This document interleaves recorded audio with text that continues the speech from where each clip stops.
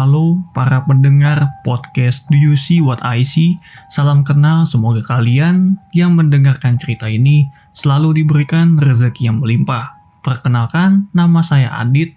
Ini adalah cerita pertama saya di podcast ini. Saya mau menceritakan pengalaman yang dialami sama orang di keluarga saya.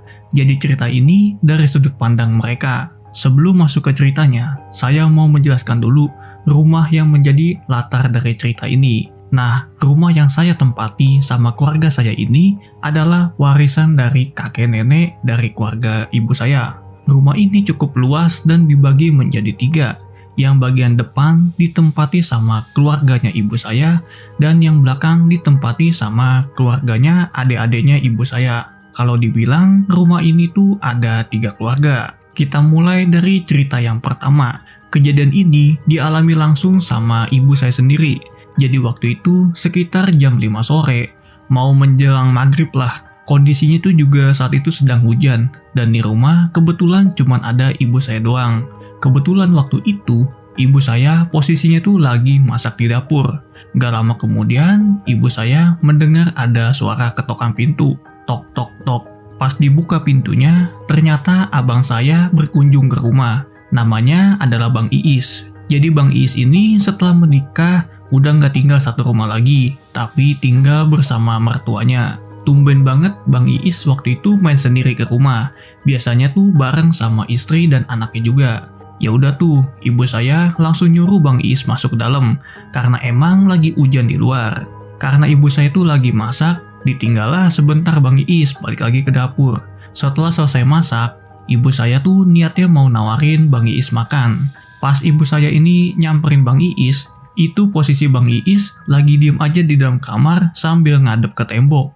Disamperin lah sama ibu saya, ditanya, kenapa? Pas ibu saya udah deket sama Bang Iis, itu tiba-tiba Bang Iis balik badan dan langsung bekep ibu saya pakai plastik hitam. Sontak, ibu saya kaget dong waktu itu, sambil teriak-teriak dalam posisi mata ketutup. Tapi pas udah buka mata, ibu saya ngeliat gak ada siapa-siapa dan gak ada plastik hitam yang tadi dipakai buat bekap ibu saya. Bener-bener, ibu saya saat itu sendirian di rumah. Langsung istighfar sambil lemes ibu saya. Selanjutnya, masih dari cerita ibu saya lagi.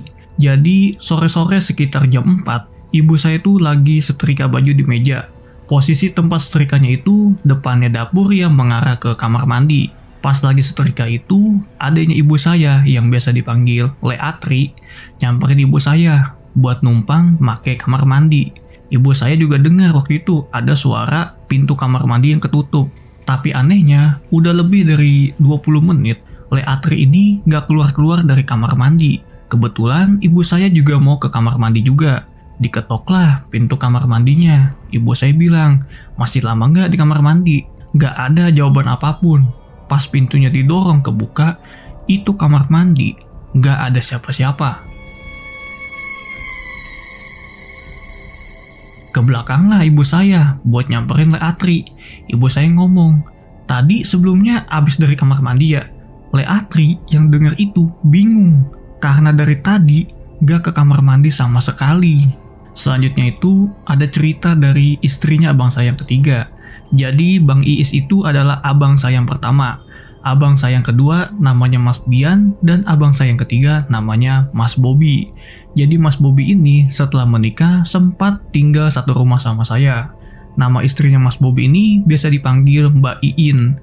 Jadi Mas Bobby, Mbak Iin, dan anaknya nempatin kamar yang ada di lantai 2. Jadi di lantai 2 itu ada kayak ruangan kecil yang mengarah ke teras buat jemur baju. Jadi kayak ruangan kecil itu dijadiin sebuah kamar gitu. Jadi ceritanya itu malam-malam kondisinya itu sedang hujan. Mas Bobby juga belum pulang kerja. Jadi di atas itu cuma ada Mbak Iin sama anaknya doang. Anaknya Mbak Iin ini merengek, ngeluh panas. Padahal kipas angin udah nyala, tapi masih aja tuh ngerasa panas. Karena masih merengek terus, dibukalah pintu teras biar ada angin masuk. Gak lama setelah pintu teras dibuka, anaknya Mbak Iin ini tiba-tiba nangis sambil nunjuk-nunjuk ke arah pintu. Nah, Mbak Iin itu yang ngeliat ke pintu emang kagak ada siapa-siapa sama sekali. Ditenangin lah bentar sampai nggak nangis lagi. Tiba-tiba anaknya ini nangis lagi sambil nunjuk-nunjuk ke arah pintu. Pas yang kedua kalinya ngelihat ke arah pintu, itu Mbak Iin ngelihat ada sosok tinggi gede kayak pakai konde besar sampai kaki berdiri di depan pintu. Ngeliatin Mbak Iin terus. Pas ngelihat sosok itu, Mbak Iin langsung peluk anaknya sambil merem. Ada kali tuh sekitar mungkin 5 menitan lah. Dia merem sambil dipeluk tuh anaknya. Nah pas udah buka mata, sosok itu hilang. Udah tuh pas ngeliat kejadian itu, Mbak Iin sama anaknya tuh langsung turun ke bawah buat nenangin diri. Karena waktu itu Mas Bobby udah nemuin kontrakan murah. Pindahlah Mas Bobby, Mbak Iin dan anaknya ke kontrakan baru itu. Jadinya ruangan yang ada di atas kembali kosong lagi, nggak ada yang nempatin sama sekali. Karena kosong, sepupu saya yang tinggal satu rumah juga sama saya nawarin diri lah buat nempatin kamar yang ada di atas. Dirombaklah ruangan atas jadi kamar. Cuman sekatnya itu kayak pakai tirai bambu doang gitu. 1 tahun tuh nempatin lantai 2. Aman, nggak ada gangguan apapun.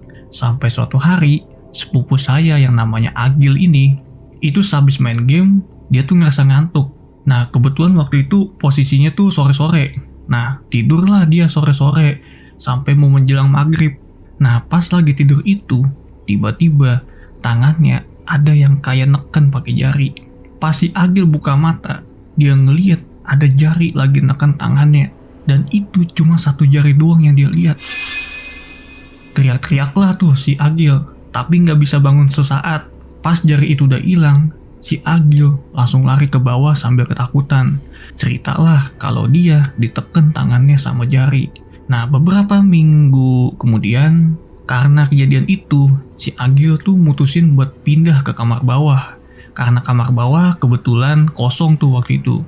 Nah, berhubung di lantai 2 itu kosong, dan saya emang pengen buat namanya punya kamar sendiri, ya udahlah, saya beraniin diri lah buat nempatin lantai 2. Memang awalnya tuh emang agak takut, karena udah 2 orang nih ngalamin kejadian di lantai 2. Tapi alhamdulillahnya, hampir 2 tahun lah saya nempatin lantai 2, gak ada kejadian apapun. Malah kadang pintu teras tuh sering saya buka tuh biar gak panas. Kayaknya itu aja cerita dari saya. Mungkin kalau ada cerita lagi, saya akan ceritakan di podcast ini. Sekian, terima kasih.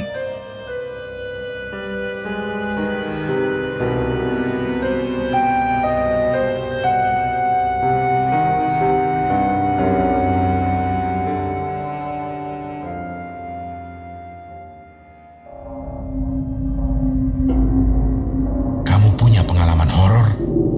Kirim ceritamu ke podcast.ceritahoror@gmail.com.